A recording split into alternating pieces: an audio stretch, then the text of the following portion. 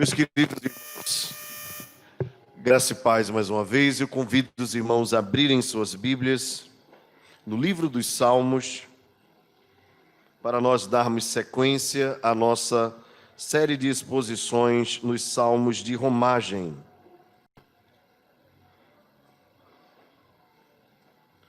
Livro dos Salmos, Salmo de número 123.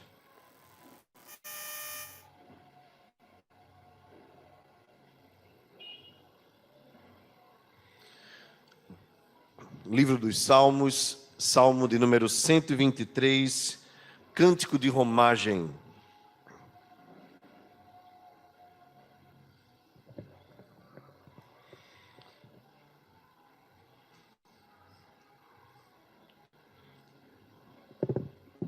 Nós acabamos de falar sobre o trono de Deus, diante do teu trono. E nós vamos começar a leitura deste salmo falando também sobre isso. Acompanhe a leitura.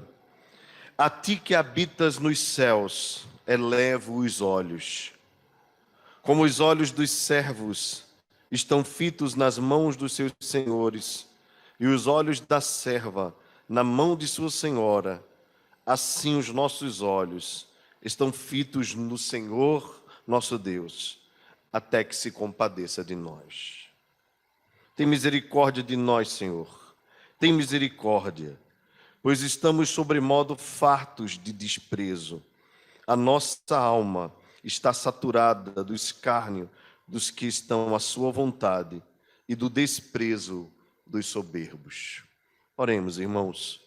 Ó nosso Deus e Senhor, com a tua palavra aberta neste local que nos acolhe nesta noite, com o teu povo santo reunido, nós prestamos louvores a Ti, colocamos diante de Ti as nossas orações, oferecemos a Ti as nossas canções, expressamos os nossos sentimentos mais diversos, mas agora nós queremos ouvir a Tua voz, Senhor, através da pregação da Tua palavra, da exposição da Sagrada Escritura. Ó Deus, quanto nós precisamos do auxílio do Teu Espírito Santo, tanto sobre a vida do pregador, quanto sobre a vida dos ouvintes da Tua palavra, para que tanto eu faça o trabalho correto, com fidelidade, quanto os meus irmãos possam ouvir como sendo a Tua voz, pois a Tua palavra é a Tua voz, guardando-a no coração com diligência, e sendo mais que ouvintes da Tua palavra, mas sendo praticantes, possam sair daqui fortalecidos no Senhor e na força do Teu poder. Concede-nos esta bênção, em nome de Jesus. Amém.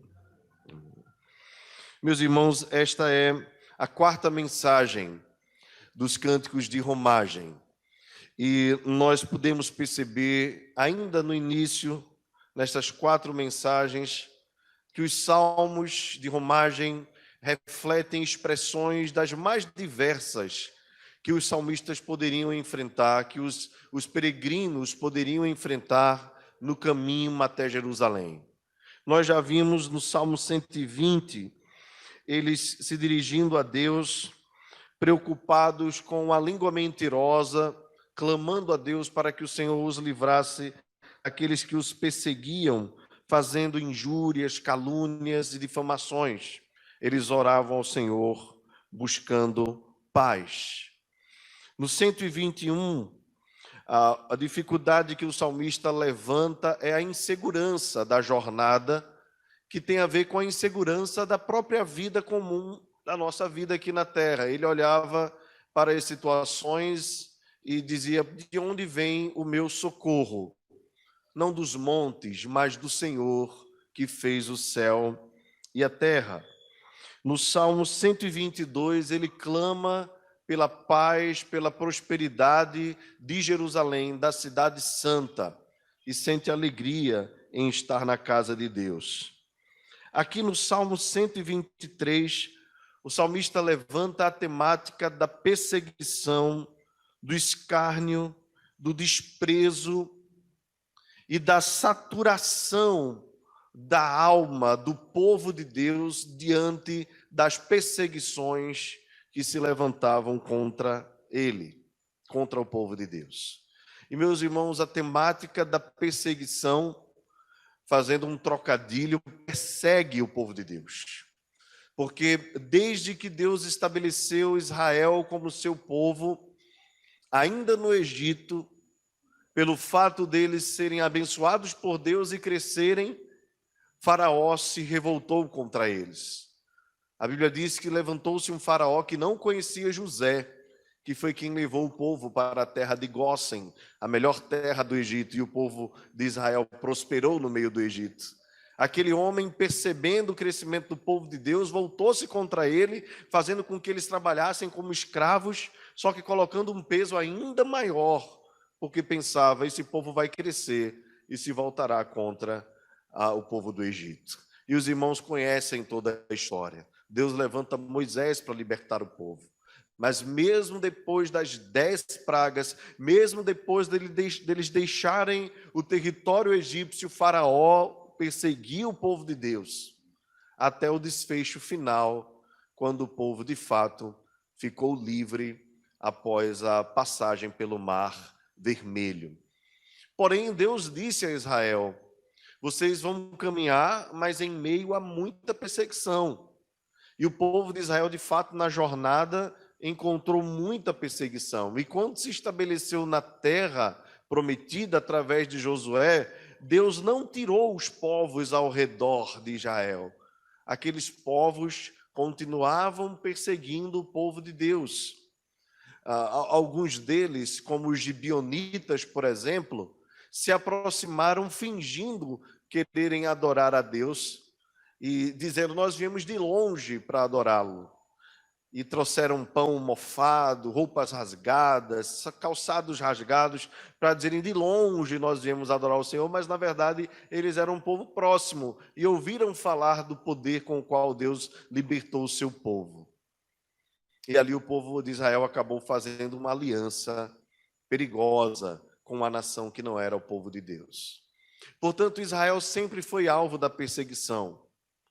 Depois que Israel se estabelece na terra prometida, vários povos se levantam. Se você observar o livro dos Juízes, você vai ver esse caminho, esse roteiro. O povo adora a Deus, depois esquece de Deus, aí se levantam os filisteus, se levantam os jebuseus, se levantam os amorreus, perseguem o povo, oprimem o povo, e depois Deus os liberta. Quando entra no período da monarquia de Israel, o povo de Israel, através de Saul, precisou guerrear muitas batalhas, através de Davi também muitas batalhas, e o livro das crônicas e dos reis nos contam quanto Israel foi perseguido durante toda a sua história, até o cativeiro babilônico. E mesmo após o cativeiro, o retorno depois dos 70 anos, Israel foi novamente perseguido agora por um antigo irmão, os samaritanos, que eram israelitas, que era das tribos de Israel, mas que não permaneceu diante da invasão da Assíria. Eles se revoltam contra Israel, a Sambalá e Tobias tentam impedir a reconstrução da cidade de Jerusalém, e assim o povo de Deus continuou sendo perseguido. Até os dias em que Cristo vem, o povo de Israel estava debaixo de uma perseguição, de uma exploração, de uma colonização. Já eram os romanos. E quando Deus, por meio de Jesus Cristo, estabelece os discípulos e a igreja do Senhor começa a crescer, nós vemos o próprio Cristo sendo perseguido. E os discípulos de Cristo sendo perseguidos. Os apóstolos foram perseguidos, o apóstolo Paulo, o apóstolo Pedro. Todos os apóstolos sofreram grande perseguição. O próprio João, que teve a vida mais amena, por assim dizer, ficou por um tempo exilado na ilha de Patmos, preso naquela situação.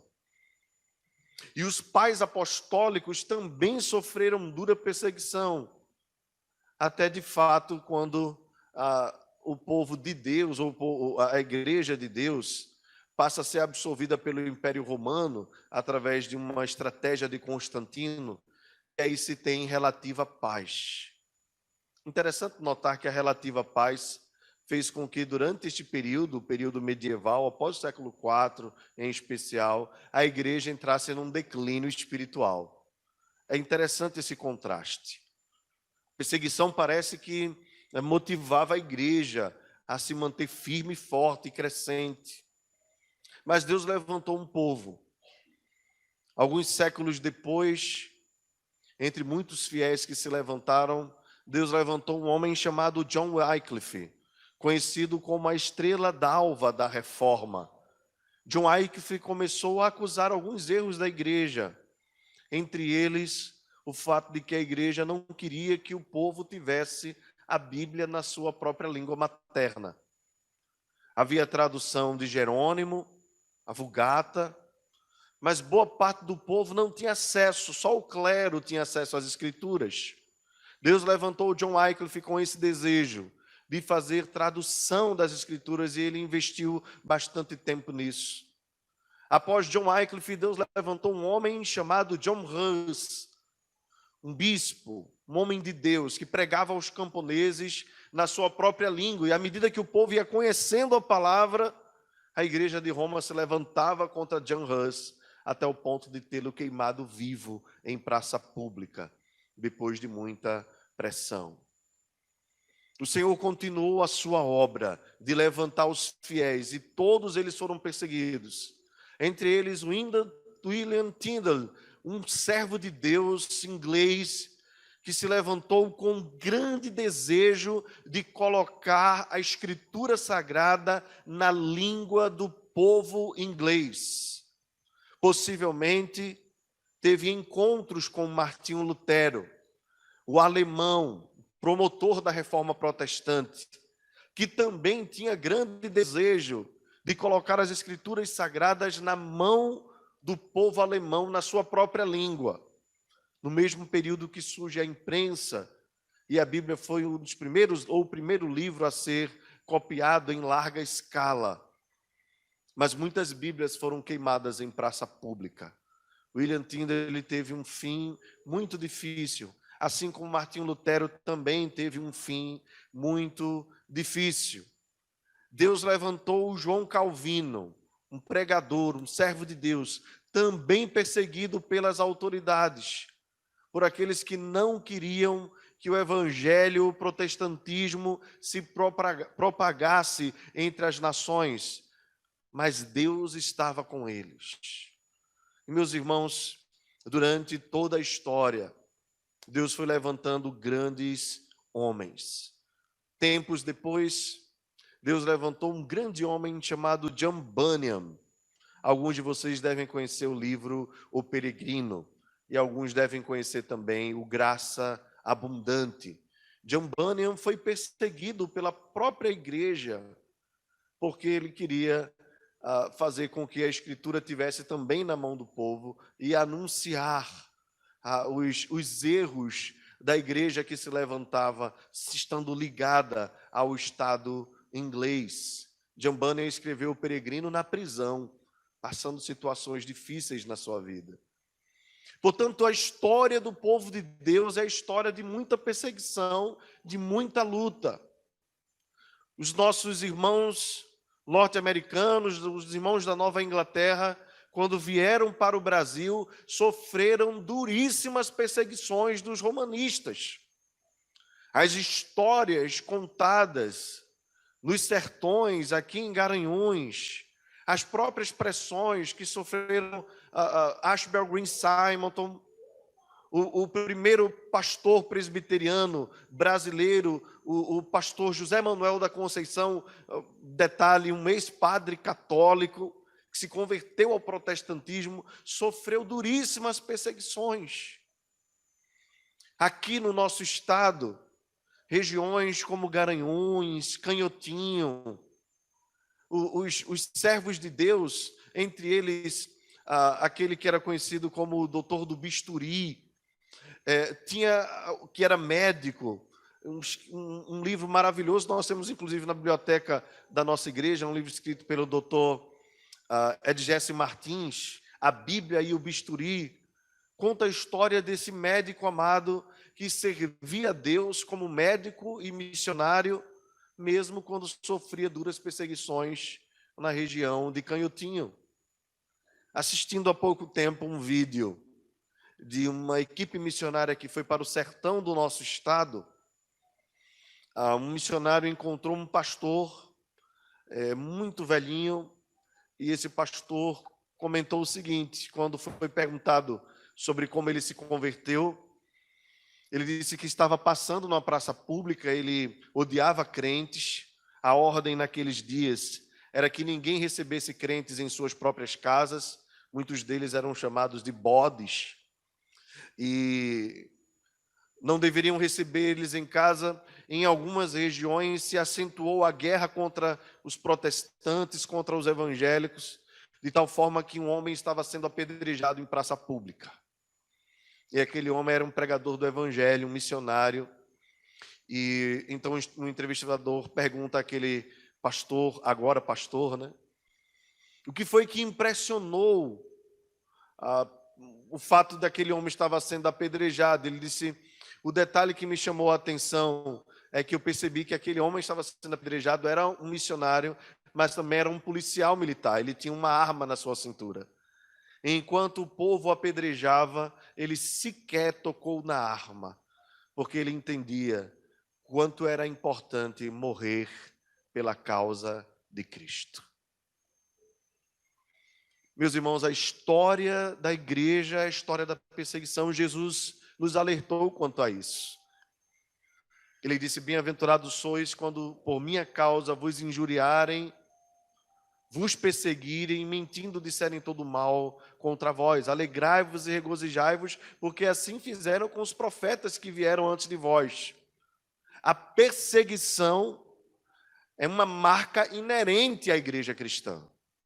É impossível dissociar a vida de fidelidade da igreja à zombaria deste mundo, ao escárnio deste mundo, ao ódio deste mundo. Mas Jesus deixou muito claro para nós, ele disse assim: olha, se o mundo vos odeia, é porque primeiramente odiou a mim primeiro. Então o ódio deles contra a igreja de Deus não é o ódio pelo fato de nós sermos crentes, simplesmente. É porque primeiro eles odeiam a Deus. E depois passam a odiar todos aqueles que defendem os valores de Deus, os princípios de Deus e a vida de Deus nesta terra. Meus irmãos, a perseguição está também diante de nós, mais próxima do que a gente imagina.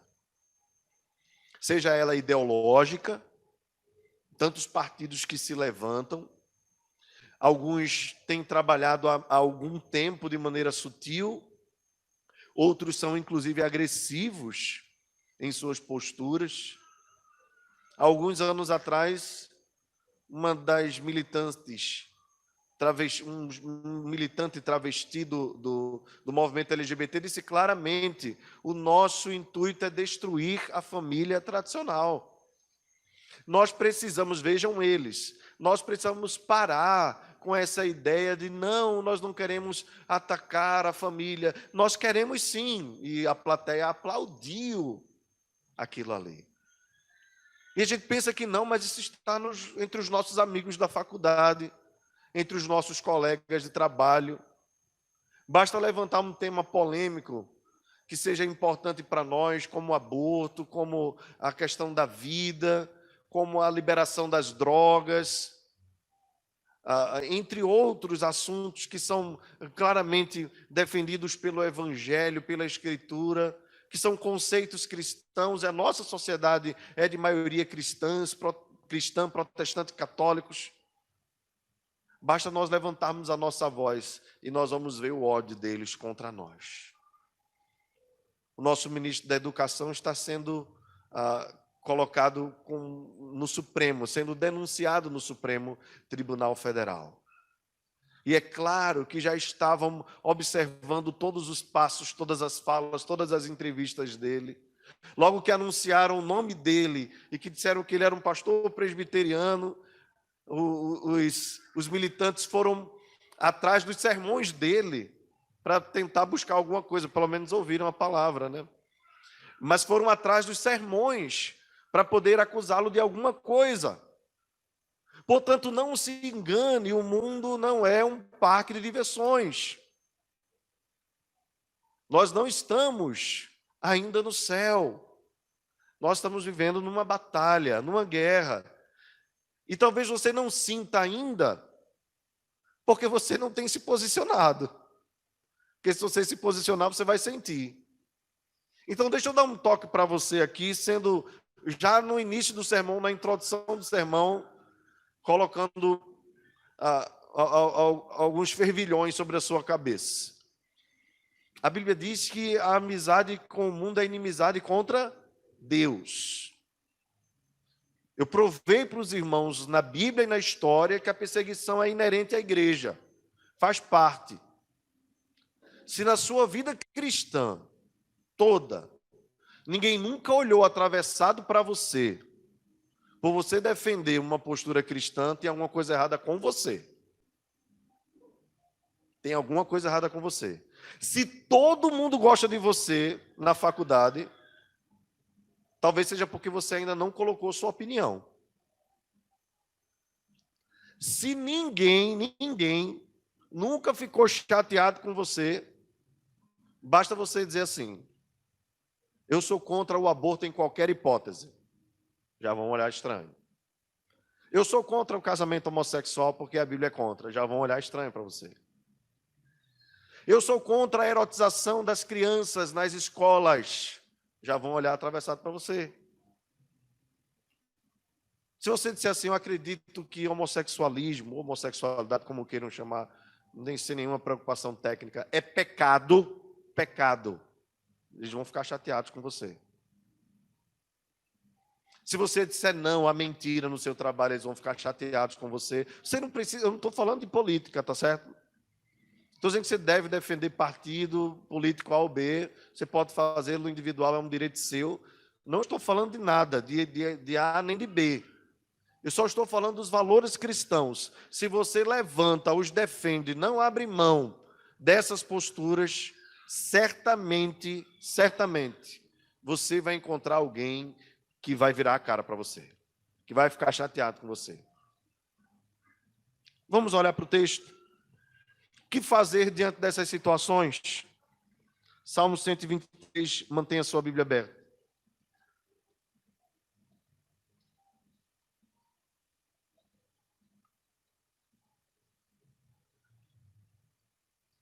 O salmista, observando o que lhe acometia na vida, ele começa o salmo dizendo: a ti que habitas nos céus, elevo os olhos. Porque, irmãos, o salmista começa falando sobre Deus, atribuindo a ele essa característica, que habitas nos céus. É porque, de fato, Deus é um Deus grandiosíssimo. Ele está acima da terra, acima daquilo que ele criou, acima dos homens. O seu governo está acima de tudo, ele é altíssimo. Essa é uma expressão que nós encontramos nas Escrituras com muita clareza. Ele é o Deus altíssimo, a ideia é que ele está por cima de tudo. O seu governo, o seu reino não tem fim. Ele dos céus coordena tudo, observa tudo. Essa é a ideia clara que o salmista quer trazer quando ele se expressa a respeito de Deus, essa característica. Deus é aquele que está nos céus observando tudo o que se passa. Então ele diz: a ti eu elevo os olhos. Vejam que no Salmo 121 ele diz: eleva os olhos para os montes. Aqui ele diz, já direto: a ti que habitas nos céus. Os céus estão acima dos montes.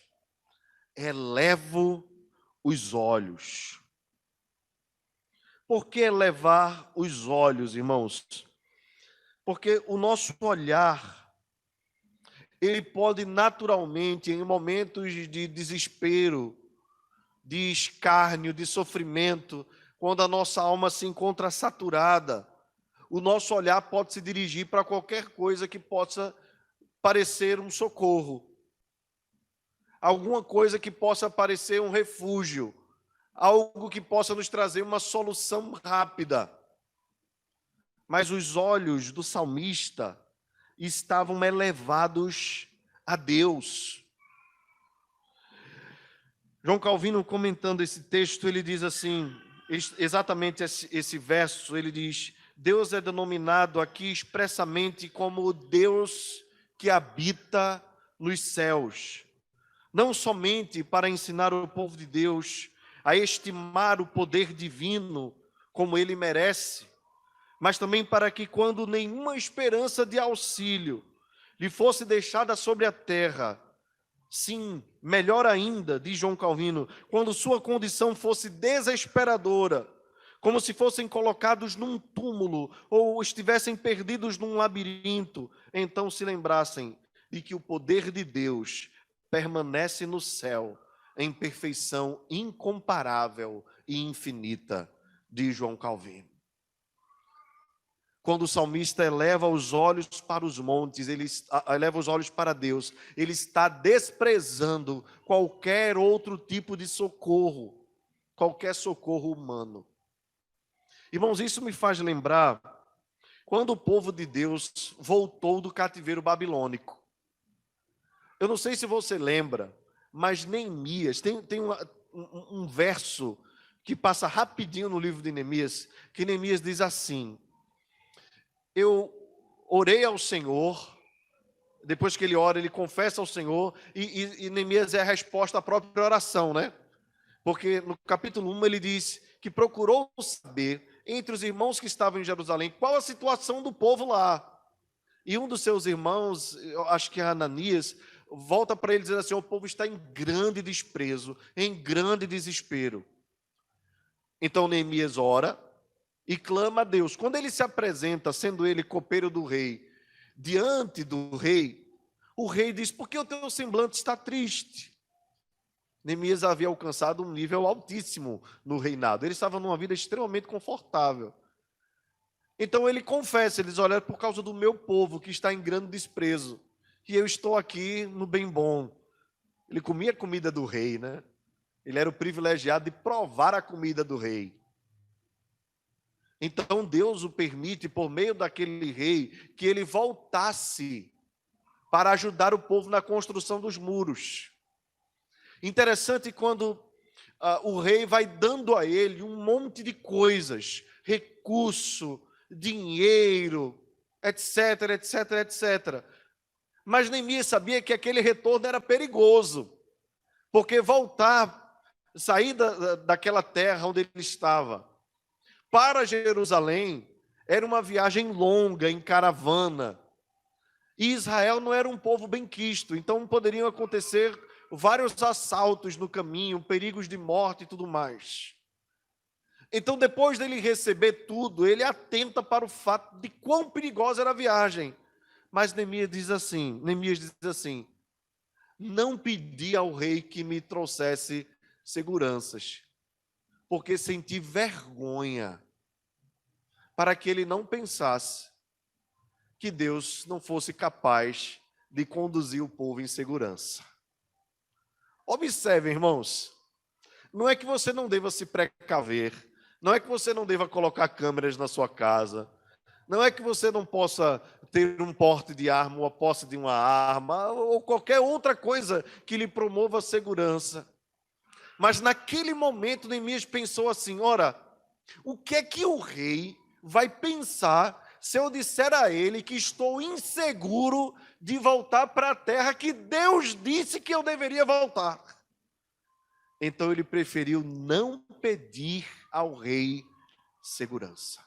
Em outras palavras, Neemias precisou confiar somente no Senhor.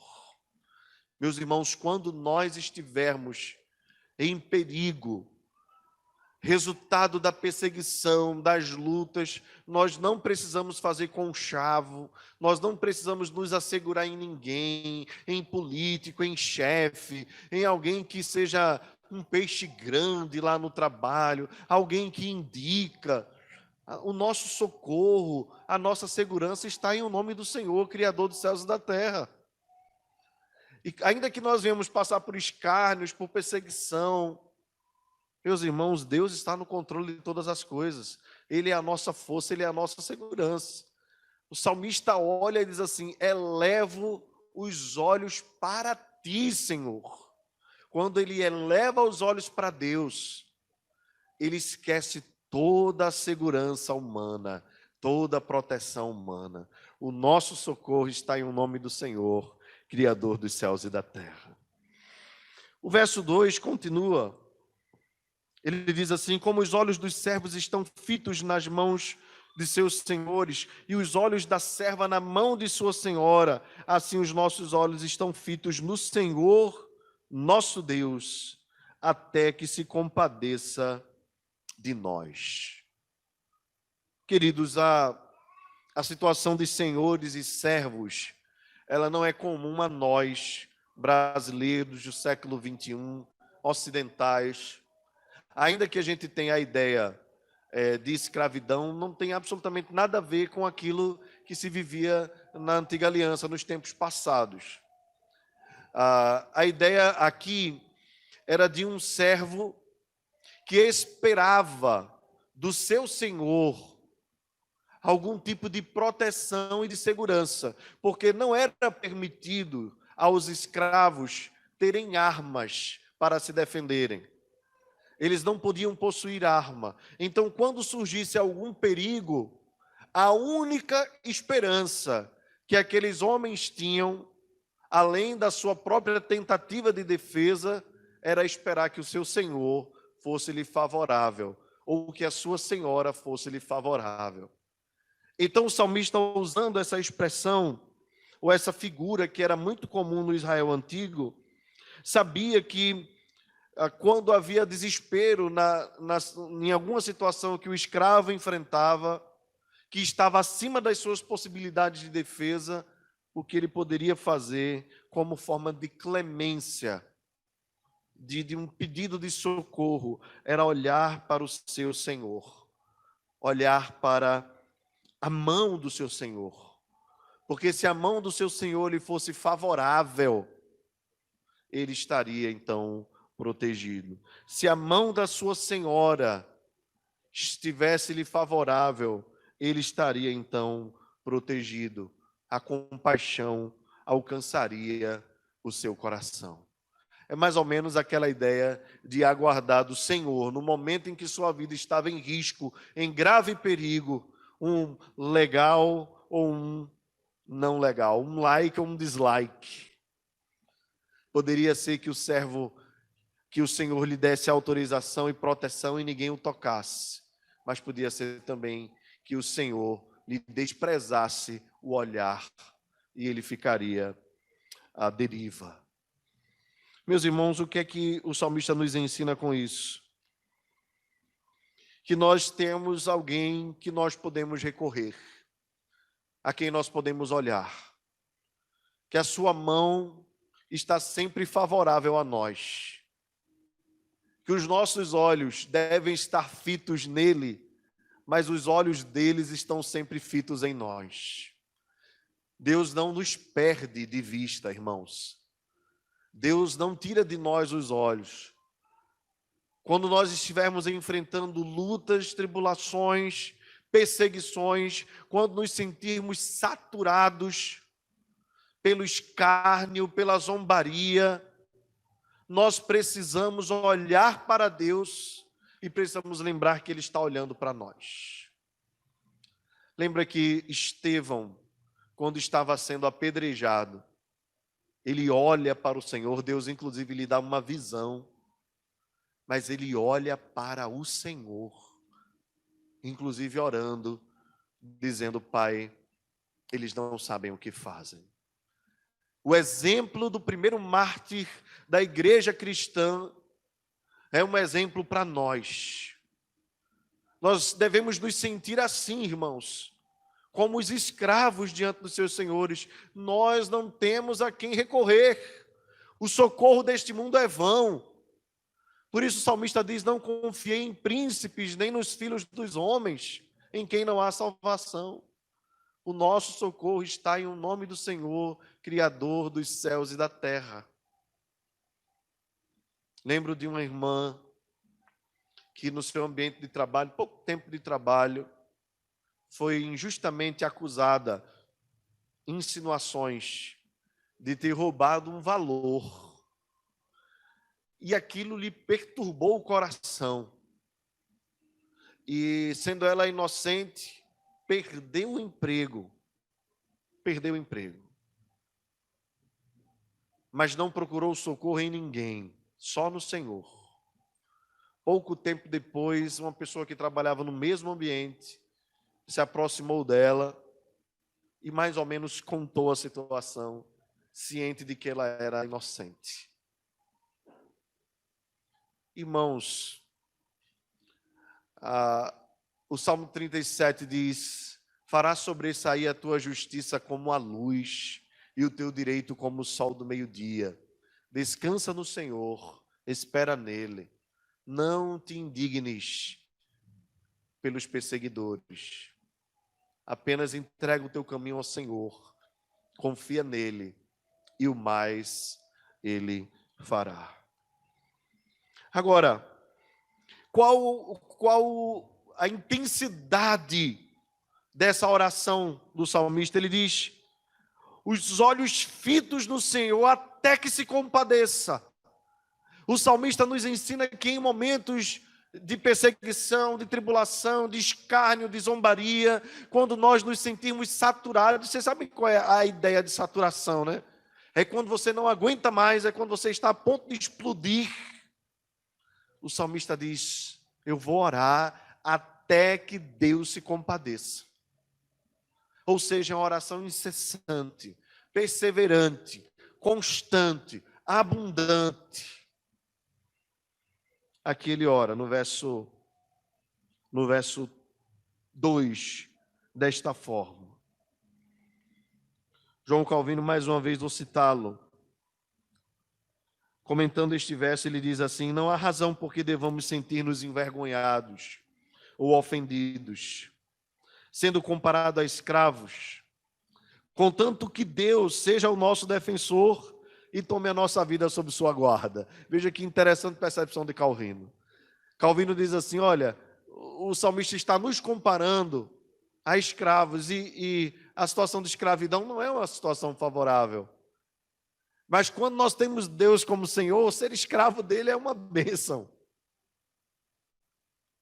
Eu digo, disse João Calvino, que Deus nos desarma intencionalmente e nos despoja de todo o auxílio do mundo para que aprendamos a confiar em sua graça e viver contentes unicamente com ela. Meus queridos, tem hora que Deus nos desarma mesmo. Que Deus tira de nós todos os recursos de auxílio, todos, para que nós percebamos que nós só temos um socorro, que nós só temos um guarda que é fiel, que é o nosso Deus, o nosso Senhor. Então, o salmista ora, no verso 3, acompanha o texto: tem misericórdia, Senhor, de nós. Tem misericórdia, pois estamos fartos de desprezo. Há situações em que nós somos colocados no extremo da dor, no extremo da luta, no extremo da dificuldade. É quando nos faltam os recursos, nos faltam os auxílios, é quando nós não sabemos para onde recorrer. É quando o salmista, por exemplo, no Salmo 42, chorava pelo fato de não poder sair da sua casa para adorar a Deus, e mesmo diante da situação terrível que ele já vivia pessoalmente, ainda se levantavam aqueles que diziam: o teu Deus, onde está? O teu Deus, onde está? E é quando você lembra que nada é tão ruim que não possa piorar, né? É quando a gente vê o povo de Deus cativo lá na Babilônia, e mesmo depois da rainha Esther ter sido colocada no alto escalão, Amã se levantar contra o povo de Deus, incentivando o rei Ahasuero a baixar um decreto para que todos os judeus morram. Se já é ruim estar fora da terra, se já é ruim ter, de alguma forma, que fazer aliança com povos estranhos, ainda vem Ahasuero atentar contra a vida do povo de Deus. É a mesma situação que o povo de Israel passou. É a mesma situação que Abraão passou. Nada é tão ruim que não possa piorar, não é?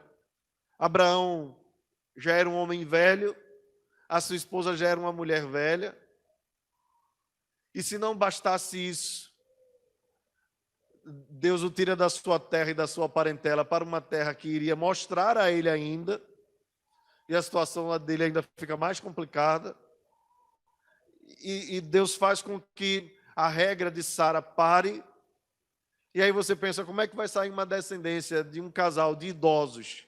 Ele com quase 100 anos, ela com 90, e ainda por cima não tinha mais o costume da regra, e possivelmente eles também não tinham mais a prática da sexualidade como era comum na juventude, então nada é tão ruim que não possa piorar. E quando a situação vai se tornando assim, a matemática natural nossa, a nossa lógica, nos leva ao trágico. Mas é exatamente isso que Deus vai fazendo com Abraão. Vai lhe tirando todas as possibilidades naturais para agir de forma extraordinária. Então, irmãos, nós não devemos nos desesperar quando os recursos naturais nos faltarem. Nós não devemos nos desesperar quando os auxílios normais sumirem da nossa frente. Porque o nosso socorro está num Deus que faz milagres, que faz maravilhas. Deus mesmo disse, eu vou endurecer o coração de Faraó.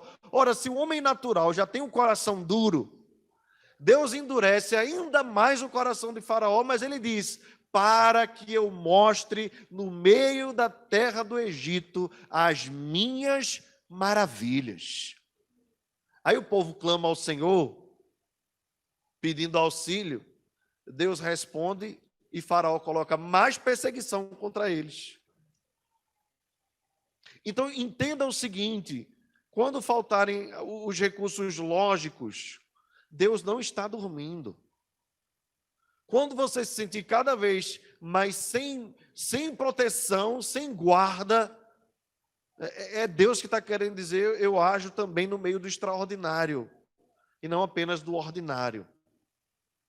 Eu tenho o poder de fazer diferente daquilo que a sua mente pensa. Os meus olhos estão atentos a você, ao seu clamor. Por sermos o povo do pacto, irmãos, não há uma oração nossa que Deus não ouça. Deus tem um compromisso com as nossas orações. Deus tem um compromisso conosco de nos guardar. O salmista então encerra dizendo assim, a nossa alma está saturada do escárnio dos que estão à sua vontade e do desprezo dos soberbos. Aqui tem um detalhe que Calvino chama a atenção para o fato de que essa ideia de soberbo tem muito a ver com a relação de riqueza natural.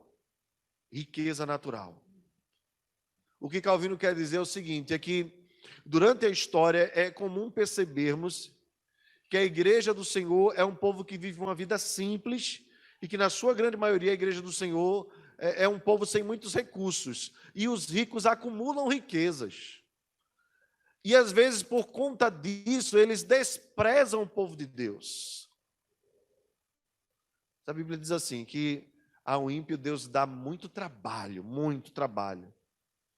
para que ele possa ganhar muito dinheiro e Deus assim o divide com quem de fato precisa. Em outras palavras, irmãos, não inveje como Asaf a prosperidade dos maus, não inveje, porque a prosperidade deles é temporária. Se o seu colega do trabalho,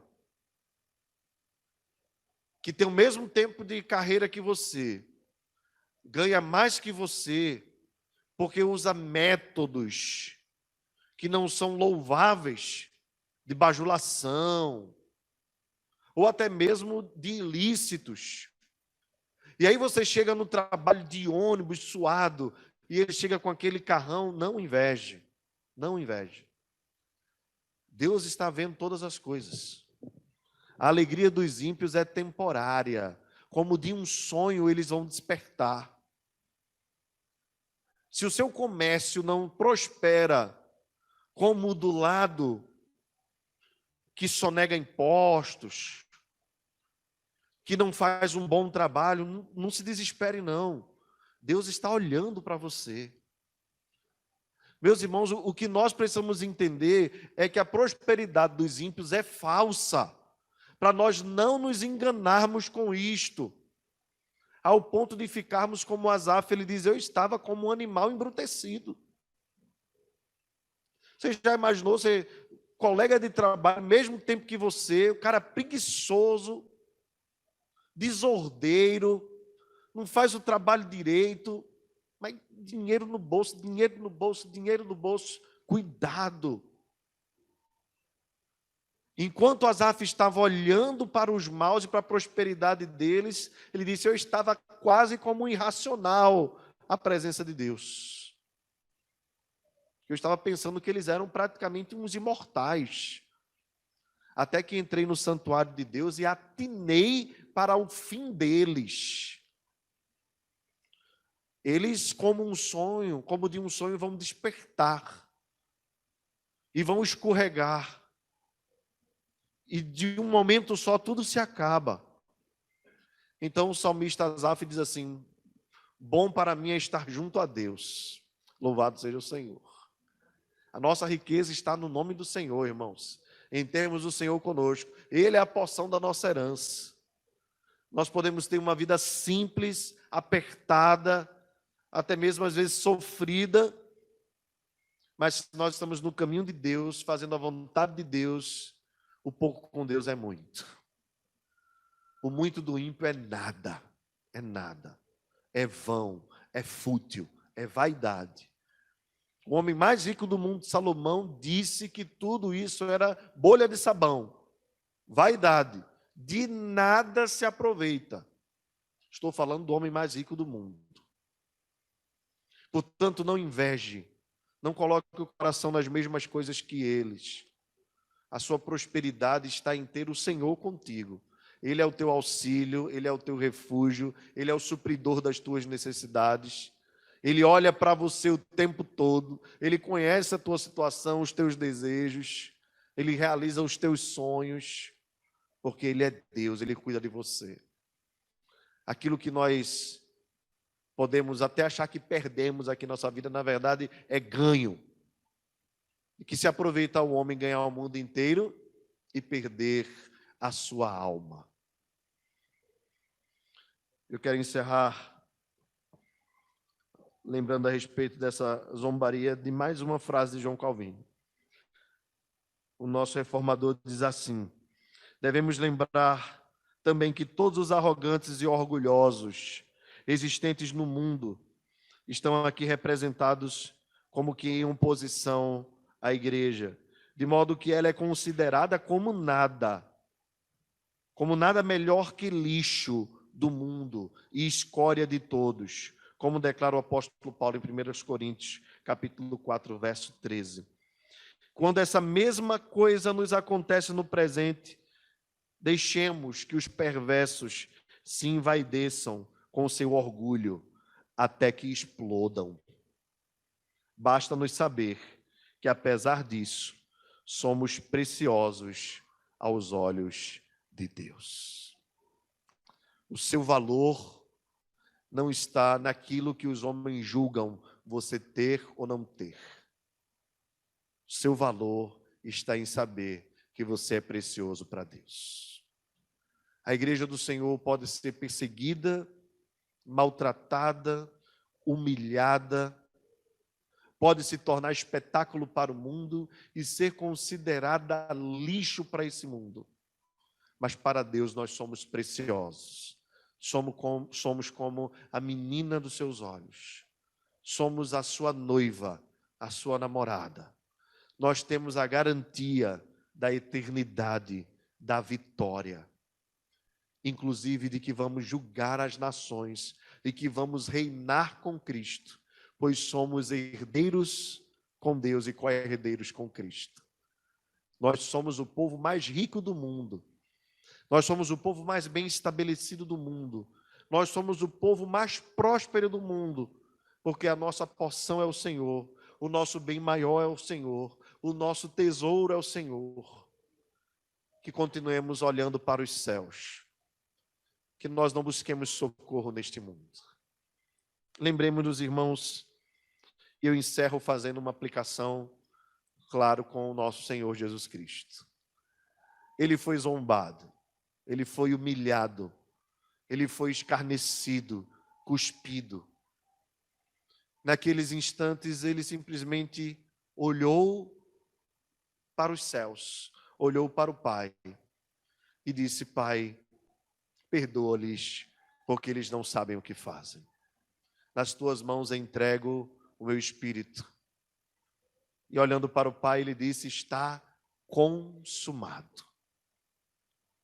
Aqueles que zombaram do nosso Senhor, ele não os amaldiçoou, ele os abençoou na cruz do Calvário.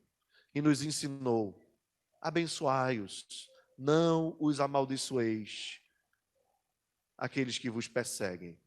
Orai pelos que vos perseguem e pelos vossos inimigos. Porque se odiaram a vocês, a verdade é porque odiaram primeiramente a mim. Que sejamos fiéis, irmãos, em meio à perseguição. Que os nossos olhos estejam voltados para o Senhor, fitos no Senhor. Certamente Ele terá compaixão de nós. Que Deus nos abençoe. Amém. Vamos ficar de pé, queridos.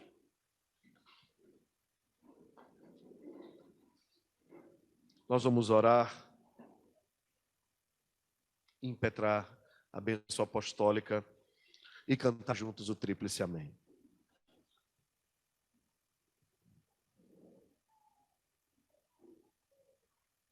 Ó Senhor nosso Deus, Tu sabes o quanto nós temos sido perseguidos como povo do Senhor nesta terra. A nossa alegria é saber que o Senhor já havia nos anunciado isto e que isso faz parte dos Teus planos. Ó Deus, que a nossa alegria não esteja em estar em conformidade com este mundo. Pelo contrário, que nós não nos amoldemos a este século, não nos conformemos com este século, mas sejamos transformados pela renovação da nossa mente.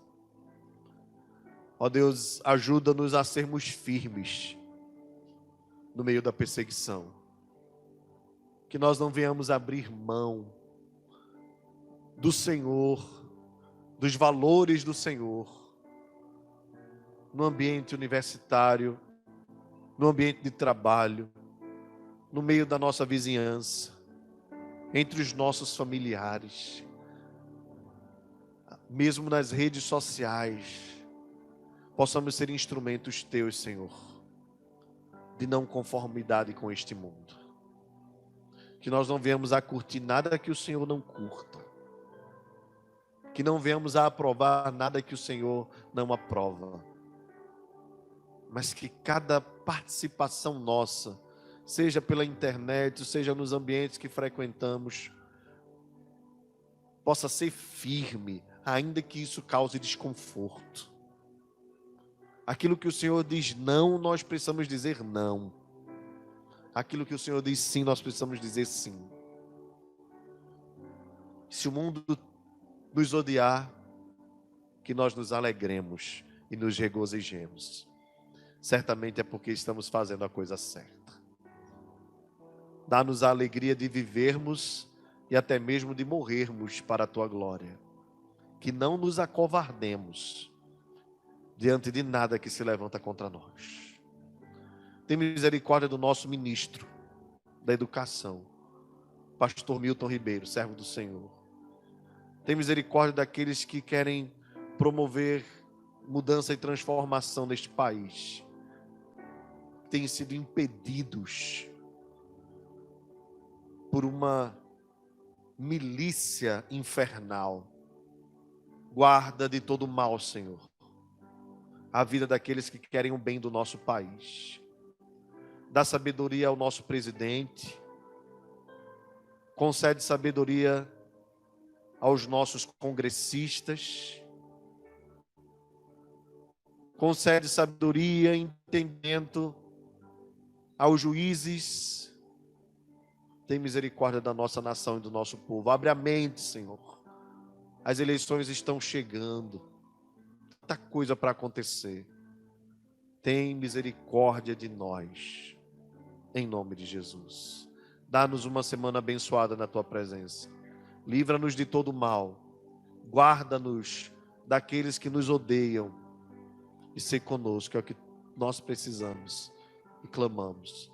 Que a graça do Senhor Jesus, o amor de Deus o Pai e a comunhão do Espírito Santo esteja sobre nós e sobre toda a igreja do Senhor, inclusive sobre a igreja perseguida, desde agora e para todo sempre.